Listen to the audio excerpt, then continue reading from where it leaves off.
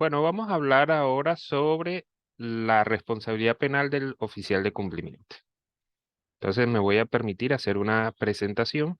Aquí está.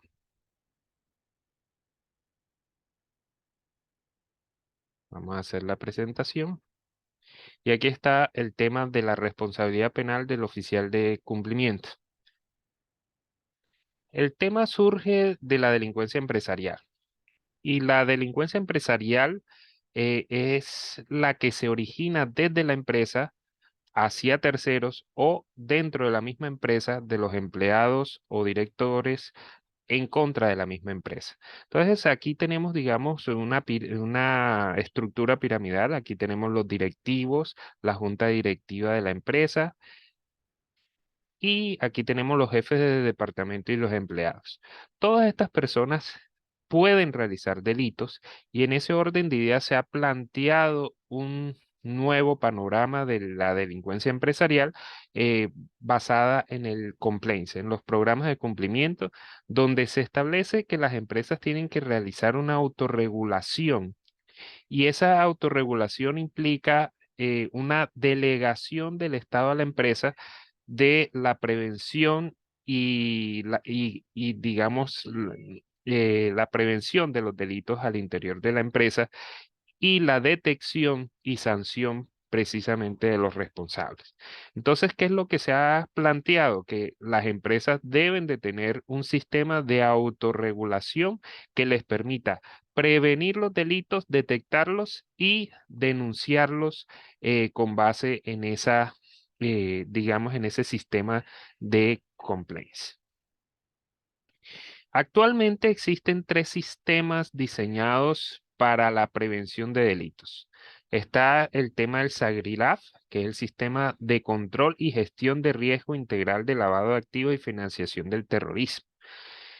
Ese fue el primer sistema creado en el cual se plantea eh, que las sociedades deben de tener un sistema y un responsable para efectos de la prevención de actos de lavado de activos y de transacciones sospechosas tendientes al el beneficio de los delincuentes, quienes después de realizar sus delitos vienen a lavar los dineros productos de esos delitos. Y en ese orden de ideas, las empresas deben de tener un sistema en el cual prevengan esa situación de lavado y eviten digamos, reporten esas operaciones sospechosas que pueden significar un lavado de activos. También se encuentra los planes de transparencia y ética empresarial. Ya estos son planes que tienen que ver con la prevención de la corrupción pública y privada, principalmente pública en relación a las entidades públicas, los funcionarios públicos que realizan actos de corrupción y después esos productos o esos dineros que obtienen de esos actos de corrupción también buscan lavarlo en las empresas y en las entidades financieras. El complaints.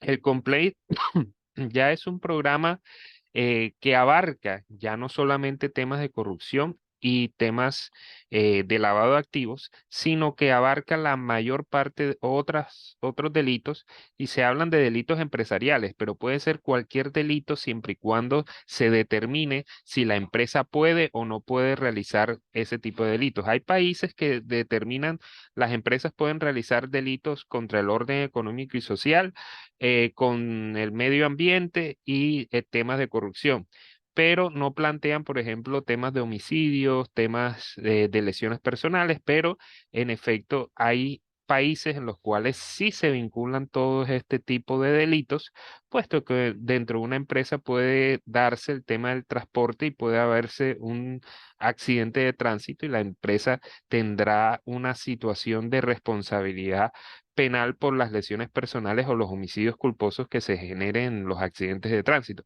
Pero bueno, esa es la discusión que se tiene. Tenemos tres sistemas. Entonces, uno de prevención de lavado de activos, otro que tiene que ver con la prevención de la corrupción y el tercero que tiene que ver con la prevención de delitos en general al interior de la empresa. Entonces, aquí tenemos el sistema del SAGRILAF. El sistema del SAGRILAF, tenemos aquí el delincuente.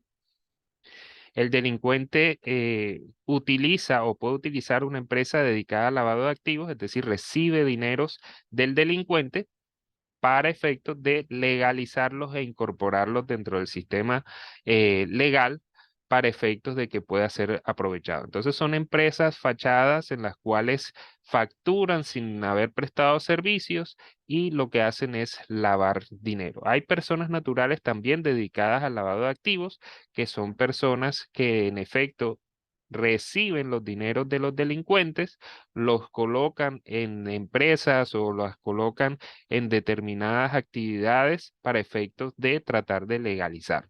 Y la tercera situación son las empresas legales que pueden ser objeto de contaminación por parte del delincuente, quien se aprovecha de ciertas circunstancias para efectos de lavar el dinero. Entonces comienza a pagar eh, digamos, servicios o a comprar ciertos bienes y los compra con dinero producto de delitos, haciendo la situación de las empresas legales bastante riesgosa en relación con los lavados de activos.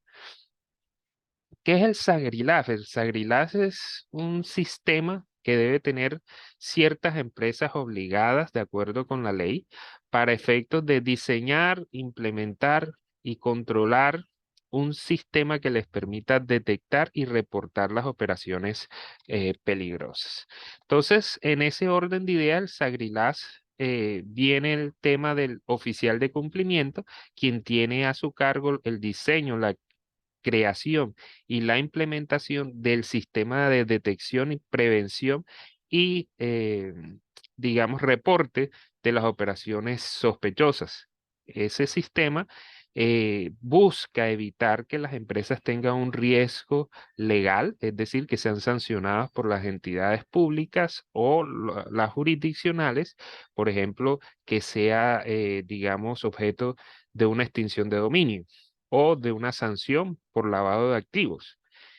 Un riesgo económico. El riesgo económico implica, por ejemplo, una multa que puede generar problemas precisamente para la empresa. El riesgo económico de no poder seguir produciendo en virtud de la situación que se le pueda presentar por lavado de activos.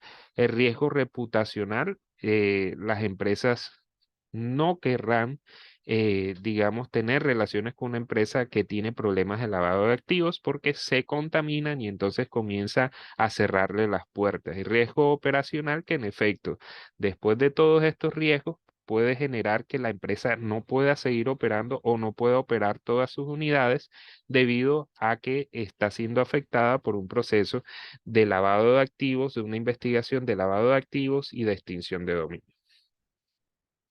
Conocer al cliente, digamos, la responsabilidad que se tiene dentro de un sistema Sagridas es conocer al cliente, vigilar su comportamiento financiero, sus operaciones, detectar las operaciones sospechosas y reportarlas a la UIAF, a la Unidad de Información y Análisis Financiero.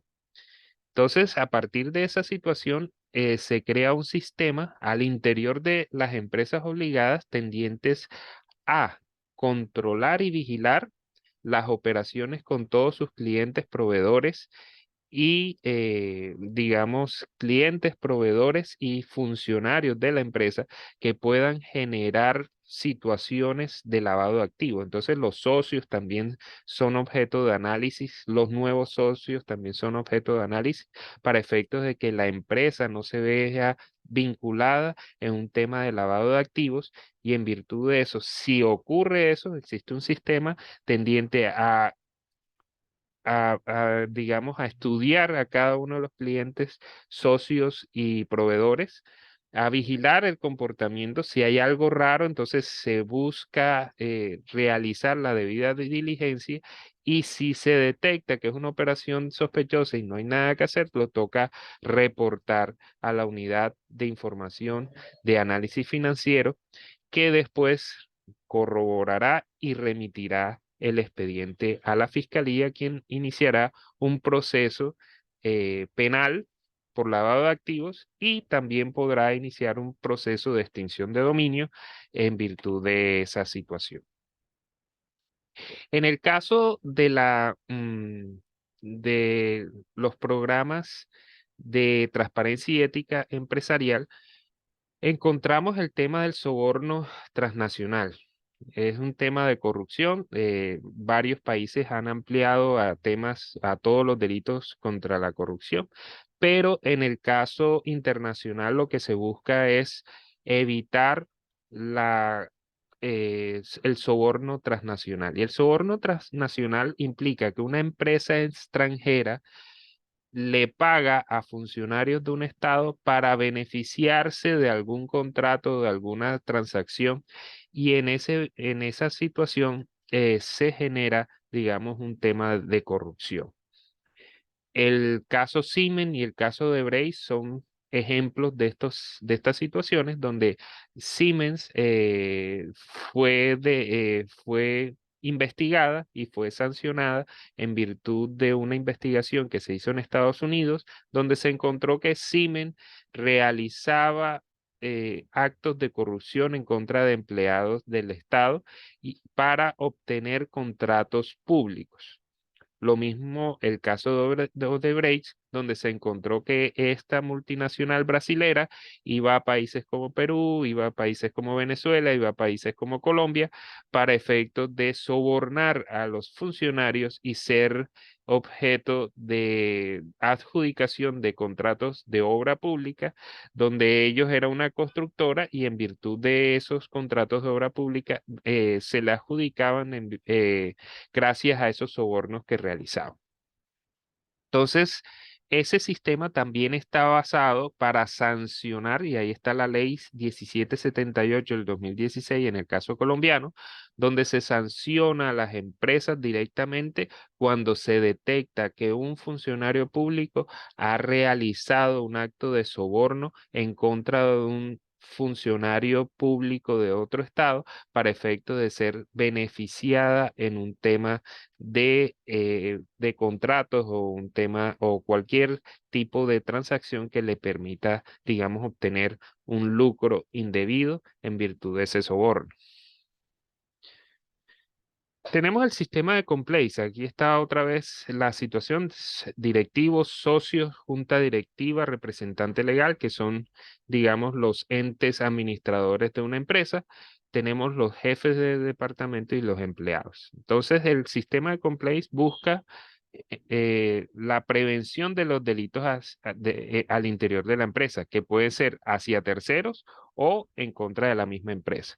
Entonces, aquí viene otra vez el tema de la autorregulación y la autorregulación regulada. Es decir, el Estado establece el deber de las empresas de implementar el compliance. Y el compliance lo tienen que implementar las empresas bajo su propia regulación, estableciendo un oficial de cumplimiento, unos procedimientos para las investigaciones las investigaciones de los delitos al interior de la empresa, canales de comunicación, beneficios para las personas que colaboren o den información sobre la posible o posibles actos delictivos al interior de la empresa, y eso está basado en, por lo menos en Colombia, en la ley 2195 del 2022, que estableció la situación de la responsabilidad administrativa de las empresas por delitos cometidos por sus funcionarios. Bueno, aquí está la situación que tiene que ver con el oficial de cumplimiento. El oficial de cumplimiento, y ahora vendría el tema de que toda empresa tendría que tener una oficina de cumplimiento y una oficina de cumplimiento que dé respuesta a esos tres sistemas que se han planteado: el oficial de cumplimiento para Sagrilaf, el oficial de cumplimiento para los programas de transparencia y ética empresarial y el oficial de cumplimiento para complaints. Entonces, son sistemas totalmente diferentes. El primero es reportar operaciones sospechosas. El segundo, denunciar actos de corrupción al interior de la empresa. Y el tercero es denunciar delitos empresariales que se generen a través de los funcionarios públicos. Entonces, fíjense que ahora con este tema viene la problemática del oficial de cumplimiento. Dice, el oficial de cumplimiento están los accionistas, la junta directiva, representante legal, los jefes de departamento y los empleados. Por fuera de eso estaría revisor fiscal que le responde a los accionistas de los actos realizados por junta directiva, representante legal, jefe de departamento y empleados. Y el oficial de cumplimiento que estaría también en esa misma situación donde el oficial de cumplimiento, digamos, controla y vigila que no se estén presentando ni lavado de activos, ni hechos de corrupción, ni tampoco delitos al interior de la empresa. Entonces, ahí viene la situación bien particular respecto del oficial de cumplimiento. ¿Qué es lo que tiene que hacer? El oficial de cumplimiento tiene que tiene que crear un sistema que le permita a él implementar un control, una vigilancia, establecer unos procedimientos para efectos de detectar actos de corrupción, actos de lavado de activos y actos delictivos al interior de la empresa. Entonces tiene que implementar una debida diligencia. Esa debida diligencia implica en gran forma identificar a los clientes, identificar la estructura de la empresa, cuáles son las funciones de cada una de las empresas, los riesgos que puede generar la empresa con solo funcionar o con determinadas transacciones, vigilarlas, realizar los debidos reportes y reportar, si es el caso, a la Fiscalía o a la UIAF los actos de lavado de activos, de corrupción o los delitos que se generen al interior de la empresa. Entonces, aquí está el concepto de debida diligencia. Ese es el artículo 12 de la ley 2195 del 2022, donde se establece cuáles son ciertos parámetros de la debida diligencia, pero en síntesis es implementar un sistema que permita vigilar, controlar y detectar actos delictivos al interior de la empresa y reportarlos ya sea a la UIAF o a la Fiscalía de acuerdo al caso. La problemática del oficial de cumplimiento es la siguiente. Como tiene un deber de prevención de delitos, la gran problemática que él genera es cuál es su papel dentro de la empresa. Y aquí está, digamos, el tema de la responsabilidad del asesor. Pues, el oficial de cumplimiento es un funcionario. Pero entonces tiene a su cargo, por ejemplo, temas de estafa, de peculado, y ahí viene la situación que implicaría los delitos especiales, en donde tendría la situación, en efecto, de una posición de garante. Él tiene una posición de garante de prevención de ciertos actos. Pero esa posición de garante se la delegan, en efecto, se la delega el representante legal eh, y los miembros de la junta directiva, donde él tendría unas situaciones en las cuales tiene que reportar, controlar y detectar actos de corrupción al interior de la empresa. Y sus informes o sus reportes son principalmente la obligación que él debe hacer. Y ahí vendría una situación, cuando tiene posición de garante, la problemática es, bueno, si omite esos controles, si omite esa situación, o digamos su deber de controlar, vigilar y reportar esos actos de corrupción, de lavado o de delitos empresariales, vendría la problemática de cómo se podría, digamos, aplicar esa responsabilidad a ese oficial de cumplimiento, porque tengamos en cuenta que si el oficial de cumplimiento actúa con los delincuentes había una coautoría. Pero si lo que pasa es que los delincuentes actúan y él se da cuenta y no reporta, las situaciones de omisión o de complicidad de acuerdo, digamos, con el tema que se presenta. Y aquí vendrían las teorías que tendríamos que analizar en relación con el oficial de cumplimiento cuando sea, digamos, una posición de garante. Entonces vendría el problema que se aplicaría la teoría de las infracciones al deber, es decir, con solo infringir el deber ya habría responsabilidad. Habría, digamos, la teoría de Jacobs, la teoría de la competencia por organización, que implicaría que si es competente, no solamente que haya infringido un deber, sino que si es competente para evitar el resultado, implicaría también, digamos, una responsabilidad y los delitos de omisión impropia, que son los siguientes. En el caso del derecho penal colombiano, se ha planteado, digamos, el artículo 325 de la omisión de control. El miembro, junta directiva, representante legal, administrador o empleado de una institución financiera o de cooperativas que ejerzan actividad de ahorro y crédito, que con el fin de ocultar o encubrir el origen ilícito del dinero, omita el cumplimiento de alguno o todos los mecanismos de control establecidos por el ordenamiento jurídico para las transacciones en efectivo, incurrirán.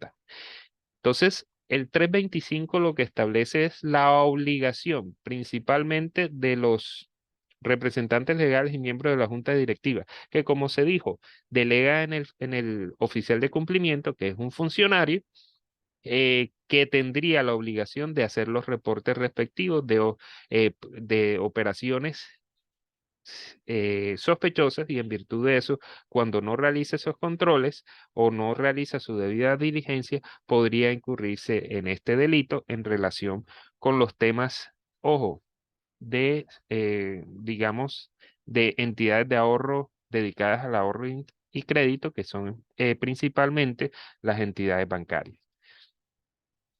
El tema de la omisión de reportes de transacciones en efectivo, ya eso tiene que ver con Sagrilaf, es decir, ya todas las empresas que estén obligadas a implementar Sagrilaf, entonces tendrían que reportar y realizar la debida diligencia para reportar aquellas operaciones sospechosas, y en el caso de no haber realizado esos reportes, podrían verse incurridos, podrían verse inmiscuidos en este delito, que es también el 325A, que es la omisión de reporte de transacciones en efectivo, que ya no se limita solamente a entidades bancarias o crediticias. Está la omisión en relación con los planes de transparencia y ética empresarial. Está el artículo 325B, que establece el empleado director de una entidad vigilada por la Superintendencia de Salud, es decir, una EPS, una IPS, que con el fin de ocultar o encubrir un acto de corrupción, omita el cumplimiento de alguno de todos los mecanismos de control establecidos. Entonces, en el caso de las entidades del sector salud, se ha establecido la omisión de reporte o de control de hechos de corrupción, y en virtud de eso también está la responsabilidad del oficial de cumplimiento en relación con los actos de corrupción al interior del sector salud.